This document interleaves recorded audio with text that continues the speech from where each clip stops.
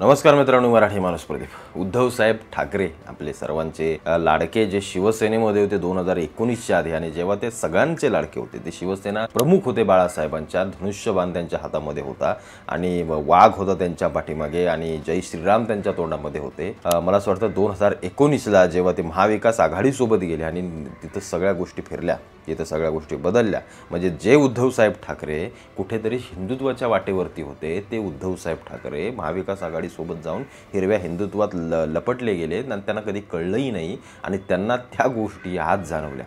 मी आज तुम्हाला एक कशासाठी सांगतोय, बातम्यांच्या मार्फत असं समजतंय किंवा आलंय की उद्धव साहेब आता छत्रपती संभाजीनगरमध्ये जाऊन हिंदूंसाठी बांगलादेशातल्या आणि या सगळ्यांसाठी मोर्चा काढणार आहेत। म्हणजे याचा अर्थ ते पुन्हा एकदा मुस्लिमांच्या विरोधात उभे राहणार आहेत का? हा सगळ्यात महत्त्वाचा प्रश्न आहे, कारण त्यांना आज कसं हे गोष्टी जाणवल्या।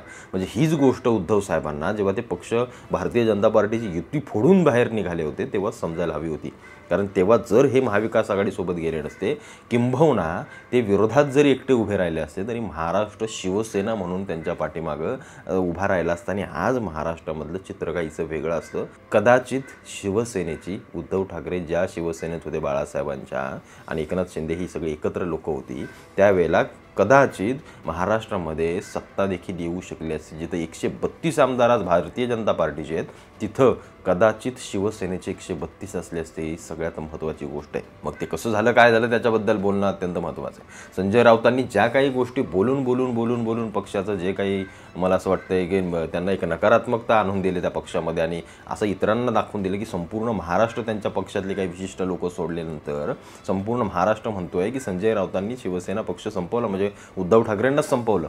ते येतात, बोलतात, काय करतात काही माहीत नाही आहे। म्हणजे आज जो काही निर्णय हे घेत आहेत ना, की संभाजीनगरमध्ये जाऊन, छत्रपती संभाजीनगरमध्ये जाऊन आम्हाला मोर्चा करायचा आहे, बांगलादेशींचा जो काही अन्याय अत्याचार होतो हिंदूंवरती, याचा अर्थ सरळ तुम्ही त्या आघाडीच्या सगळ्या विचारसरणीला च्या विरोधात उभं राहताय। आता तुम्ही परत हिंदुत्वाच्या वाटेवर यायला लागलाय। मग याचा अर्थ तुम्ही आता पुन्हा युटर्न घेण्यापेक्षा तेव्हाच जर ही गोष्ट केली असती तर कदाचित आज चित्र काहीसं वेगळं असतं। म्हणजे ज्या उद्धव ठाकरेंना असं वाटलं की लोकसभेमध्ये आपल्याला जो विजय मिळाला ना, त्यातून आपल्याला त्याने एक मोठा जोश आला, त्याने कॉन्फिडन्स आला की निश्चित आपण पुढच्या वेळेला हे करू। पण मी जसं सांगितलं की लोकसभेला झालेलं मतदान हे मराठा समाजाचा रोष हा पहिल्यांदाच निवडणुकीत कुठल्या दाखवायचा, तर तो लोकसभेच्या, कारण तेव्हा पहिलीच निवडणूक आली, कारण त्याच्या दीड वर्ष आधीच जरांगे पाटील बसले होते उपोषणाला।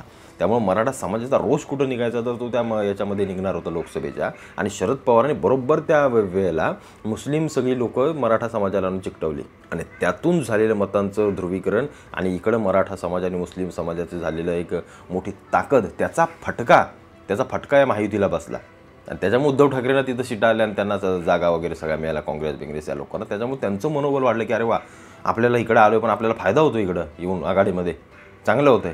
पण त्याच्याच उलटं बरोबर झालं या विधानसभेला आणि उद्धव ठाकरेंना सबसेल हार मानावी लागली सगळ्या गोष्टी। ज्या त्यांच्या काही 20 जागा आलेत ना, हे लक्षात घ्या, त्या 20 जागा हे उद्धव ठाकरेंचं मतदान नाही आहे, जे त्यांचं 2019च्या आधी पडायचं, जे शिवसेनेचं होतं, जे एकनाथ शिंदेंना आता पडलं आहे, हे झालेलं मतदान हे सगळं काँग्रेसचं आघाडीतलं मतदान आहे। काँग्रेसचं असेल, शरद पवार गटाचं असेल, मुस्लिम समाजाचं असेल, डाव्या विचारसरणीच्या लोकांचं असेल, हे सगळं मतदान झाले। त्याच्यामुळे त्यांचा पक्ष जर तसं त्यांच्या वैयक्तिक याच्यावर घ्यायचं झालं तर त्यांच्या 4-5 जागांवरती ते समाप्त झाले असते, जर वैयक्तिक त्यांच्या लोकांनी बांधलेले मतदारसंघ जर पकडले तर। बाकी असं त्यांच्या वैयक्तिक याच्यावरती काहीच करिश्मा झालेला नाही आणि ह्याच सगळ्या गोष्टी त्यांना निश्चित जाणवल्या असणार आहेत। संजय राऊतांच्या जर सांगण्याने ते जर आघाडीमध्ये जाऊन मिळाले असतील तर मग मात्र ही सबसेल हार आणि सगळ्या गोष्टी संजय राऊतांवर खापर फुटत आहे असं आपल्याला सगळं दिसतंय।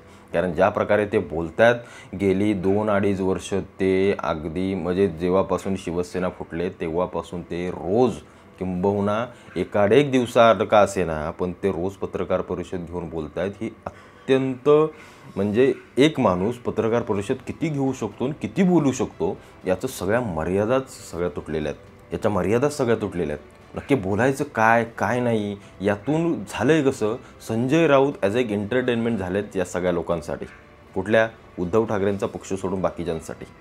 त्याच्यामुळे कुठेतरी याचा फटका त्यांना बसलेला आहे। हे काही पक्ष वर गेले नाही, मी मागेही म्हटलं, उद्धव ठाकरेंचा शिवसेना हा पक्ष वाढला नाही तर तो संपला आहे, त्याचं हे सगळ्यात महत्त्वाची गोष्ट आहे। आणि ही सगळ्यात महत्त्वाची गोष्ट संजय राऊतांना समजलीच नाही। म्हणून आज ते जो काही युटर्न घ्यायच्या मागे लागलेत ना, किंवा जर ते जर घेणार असतील हा युटर्न, तर ते पुन्हा एकदा फसतील, एवढं लक्षात ठेवा. पुन्हा एकदा फसतील, कारण हिंदू तर तुटून गेले. जो काही बेस होता शिवसेनेचा, जो उद्धव ठाकरेंच्या मागं होता, तो सगळा तुटून गेला. आता राहिला प्रश्न मुस्लिम चिकटलेलाचा.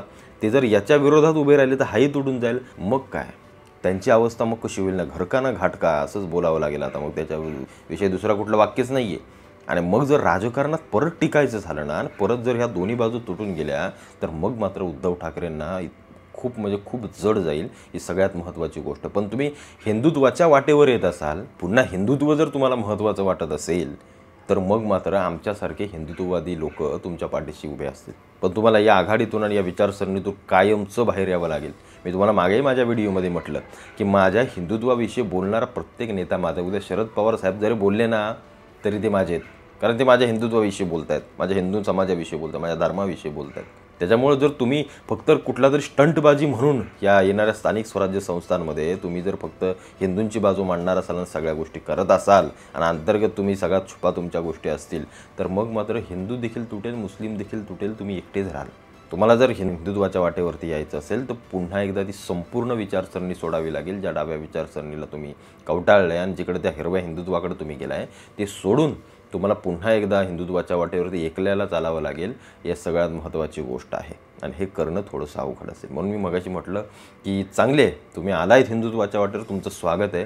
म्हणून म्हटलं उद्धव साहेबांचा विजय असो, पण हा विजय हा कायम स्वरूपाचा असो, फक्त दाखवण्यापुरतं नसावा. एवढंच मला फक्त तुम्हाला म्हणायचं. बाकी तुम्हाला काय वाटतं, उद्धव साहेबांच्या एकंदरीत त्याच्यावर तुम्हाला विश्वास आहे, ते पुन्हा हिंदुत्वाच्या वाटेवर येतील, त्या सगळ्या गोष्टी सोडतील, किंवा त्यांनी केलेली चूक काय वाटतं, सगळ्या गोष्टी मला आवर्जून कमेंटमध्ये कळवा.